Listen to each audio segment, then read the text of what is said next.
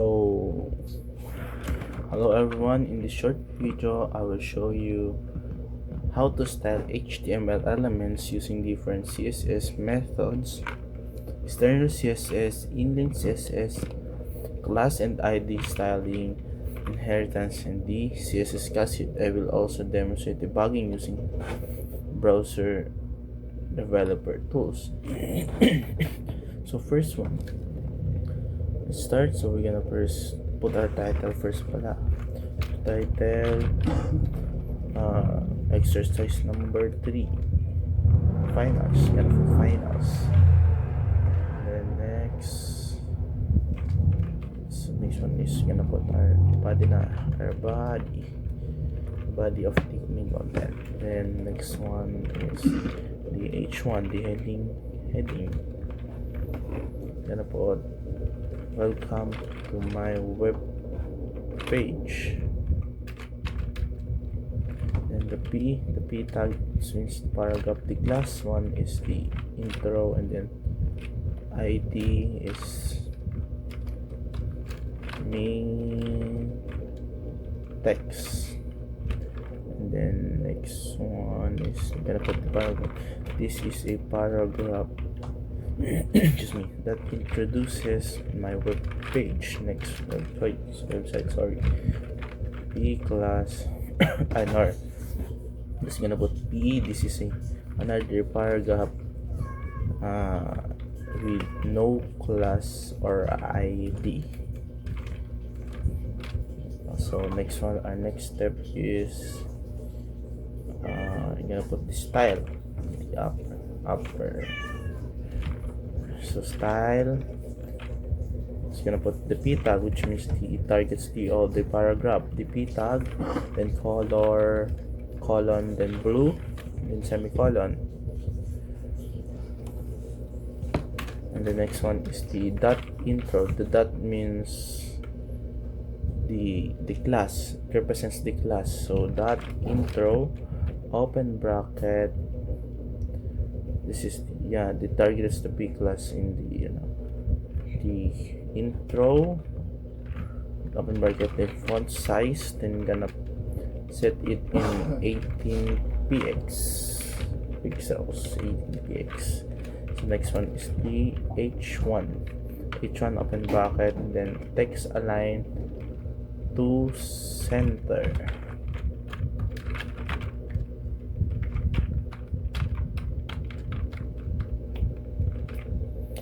So target, that's the intro. As you can see here, intro, the is one, and then the H1 is the welcome to my page. That is the targeting of the style.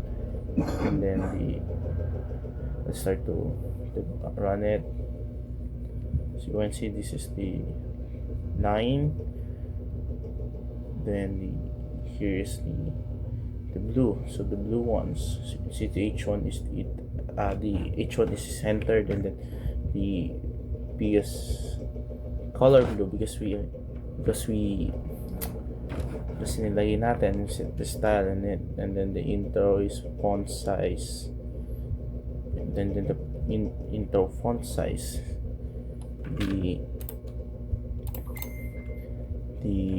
so here all P elements become blue because I used the element selector. And then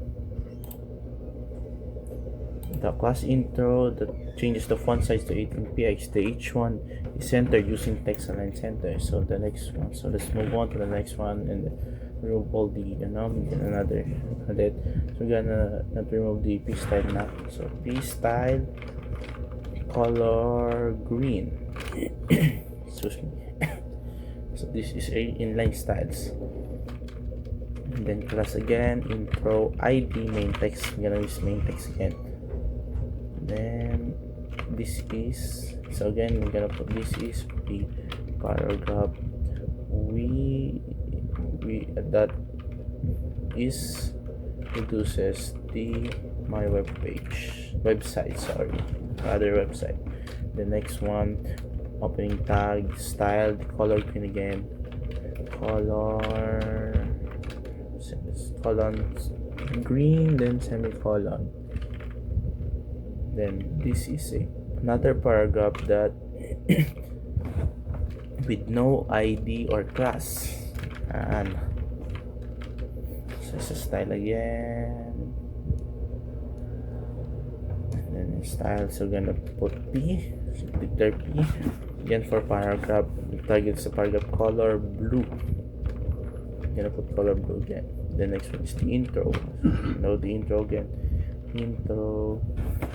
Open those color purple. Gonna put color purple, and then the next one is the hashtag main. So hashtag represents the ID. Color orange. I'm gonna put color orange in the main text.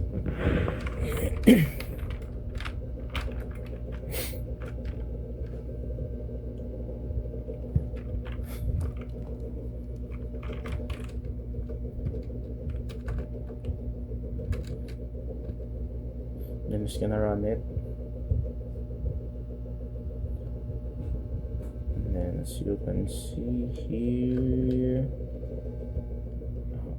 so you can see inline styles have the highest priority. That's why the text appears green even though the CSS file tries to color it blue, purple, or orange. So inline styles have the highest priority, guys.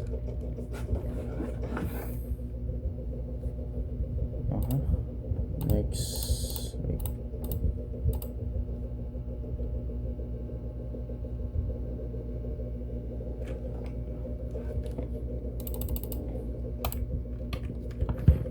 wait a minute, guys. Just me. And the next one, I'm gonna remove the let's try to remove the color green, the style color green, and then let's see what will happen. Remove it, guys.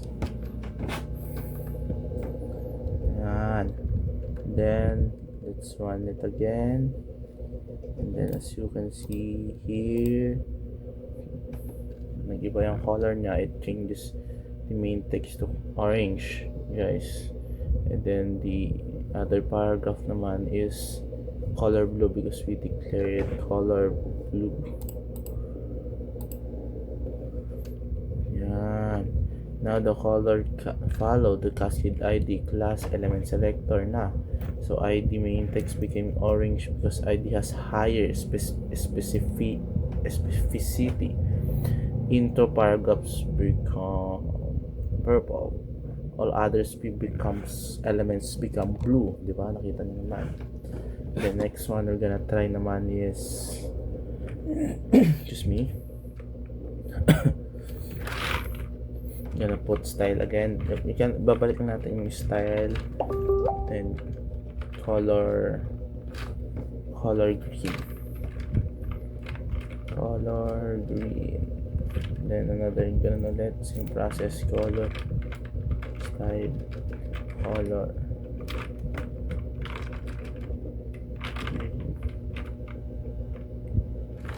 So run ulit natin, makikita nyo naman. So,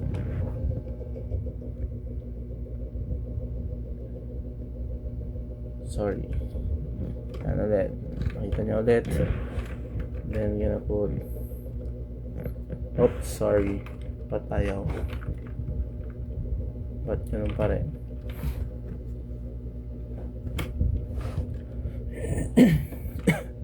Excuse me, guys, sorry. And the next one, oh wait, important. Why, ba't mali? Ayaw. Ito nyo natin to remove.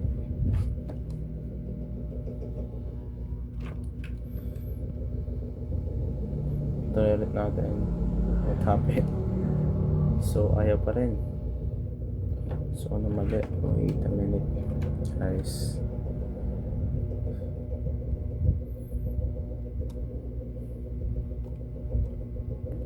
Oh, this, I think the semicolon. Wait.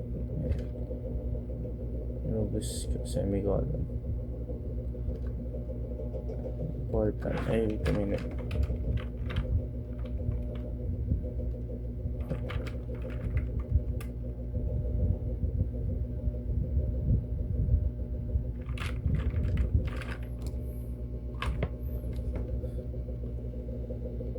I think the semicolon disturber mo pero gumana important. Wait.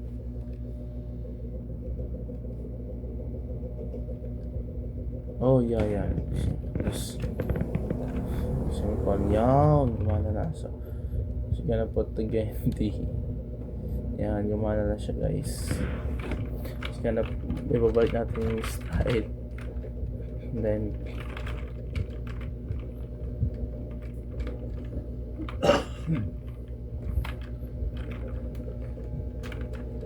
then color, it's missing color, just colon, then green,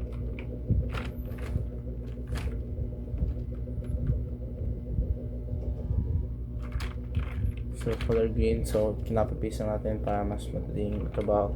So debugging, so let's debug na. Makikita nyo, guys, nag blue lahat. So the exclamation important keyword overrides almost everything, even IDs and classes, kasi kaya nga important, we declared important at the paragraph na UNC naman. And then next, let's try na next UNC. Nakita nyo na yung for the important ang mangyari if we declare the important in this CSS. Kasi nga rin, sorry. Then let's try to remove the bold style. And then we're gonna put div. This is the inheritance div.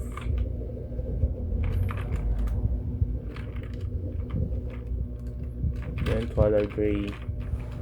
And then gonna put those in tagante below it div. Yan. Then let's try to remove the this. Yan. So you can see it's blue pa rin, guys. Oh, let's remove it para makita nyo. Then run ulit, tapos yan. So you can see nag-div, parang wala siyang pinagkaiba because the color gray applies to the div and the p tags inherit this color unless, guys, override it in CSS. So that's all po.